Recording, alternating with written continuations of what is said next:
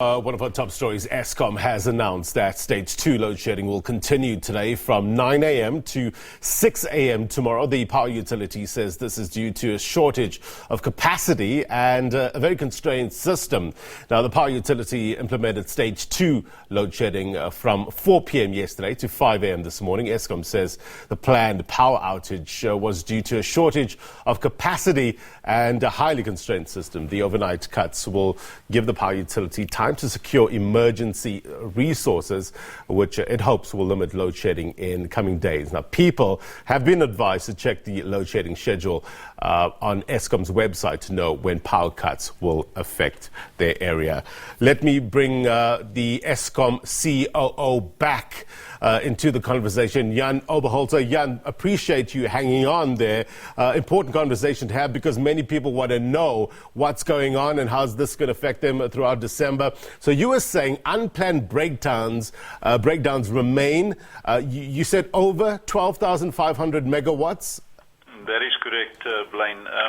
We said that we need to keep it below 9,500 megawatts. Then the risk for load shedding is very low. Where we find ourselves now is actually 13,000 megawatts on unplanned breakdowns.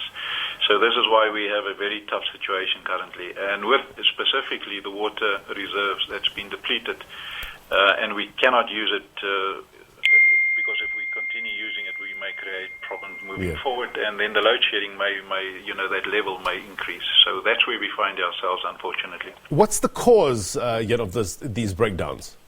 It's a lack of maintenance, Blaine. If you've got an old car, and remember our coal-fired power plant is on average 37 years old, so they're quite advanced. Now it's like an older body. The older you get, the more often. So when you're relatively young, you need to look at your body quite frequently. But when you get older, you've got to look more often. And when you find something, you've got to do something about it. Otherwise, you've got problems. Now, if you take this back to our power plant, our average age of the power station, the coal fire, is 37 years old. So it's old. So then, the maintenance that you had to do on it, or that you actually have to do on it, you actually have to do more. Right. Now, we haven't done this the last decade, for whatever reason. I'm not going to go into the reasons. So where we find ourselves now is we have a body that is old and not healthy.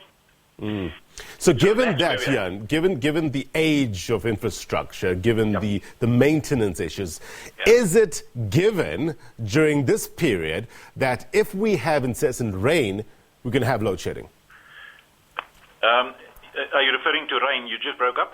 Yes, I was just saying, given the current situation, is it given that if we have incessant rain, are we going to have load shedding? Is it a given? I wouldn't say that. No, I wouldn't say that, no. So what's the prognosis, Jan, for the rest of December? Is this, there's a possibility of load shedding during Christmas? Blaine, I don't think so. Let me qualify why I'm saying I don't believe so. Two specific issues, actually three. There's also another issue that I haven't raised. The last 2 weeks, the demand of the country for some reason has increased, and we're above just under 2,000 megawatts more than what we anticipated. So that's one issue. But let's come back to December.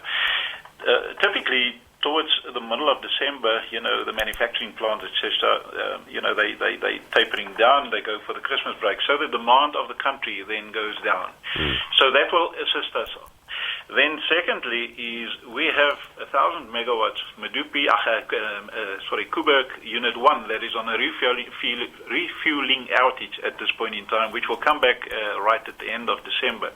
So we will have 1,000 megawatts there. We will then also have the demand that is dropping. So we will then obviously make use of this opportunity to do more maintenance. So that's why I believe that the risk of load shedding from the middle of December is relatively low.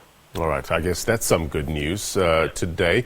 Talk to us about the issue of illegal operators, illegal connections, and the impact on the country's power supply. Yeah, Blaine, it's always an issue. You have these innovators inside the company as well as outside. It's always a pity that these innovators don't use innovation internal to the organization, but that's a discussion for another day. So we do have serious challenges at this point in time. People, first of all, utilizing our service without paying for that. So that is number one. And then you also find people that is actually with shenanigans, bypassing meters and then also using, electricity without paying for that. So we are trying to address that the best we can. But if you take certain of the big townships, going in there, sometimes it's very dangerous for our own staff as well as for contractors going in there and try and remedy the situation. And on the Munich side, that is also a challenge. At this point in time, there's about 20 or so municipalities that owes us more than 26, close to 27 billion rand of outstanding debts. And if you take the last 3 months alone, it grew by 4.5 billion, so about 1.5 billion per month. So it's a significant challenge that we are facing, but we have strategies to deal with that.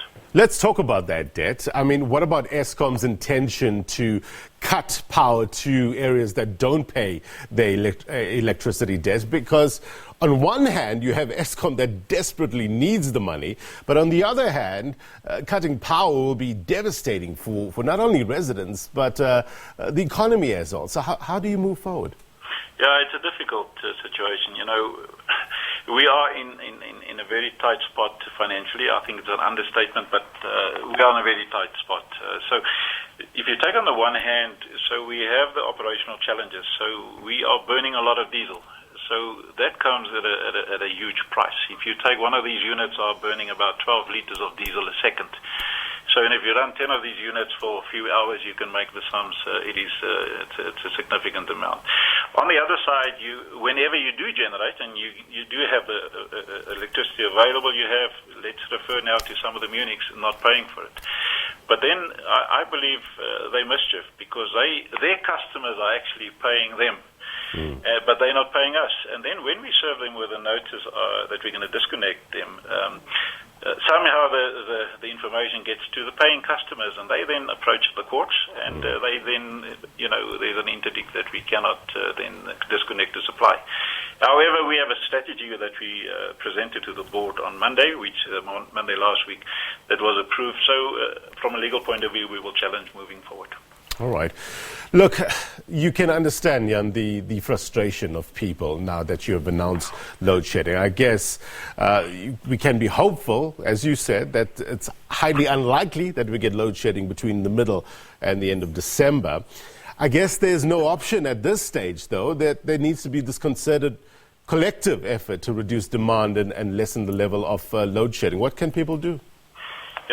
Thank you, Blaine. Wherever possible, do not utilize, the product electricity if you really don't need it. If you don't need to put on a heater, don't do that. If you don't need to use your geyser, don't do that. If you don't really need to use your air conditioner, don't do that.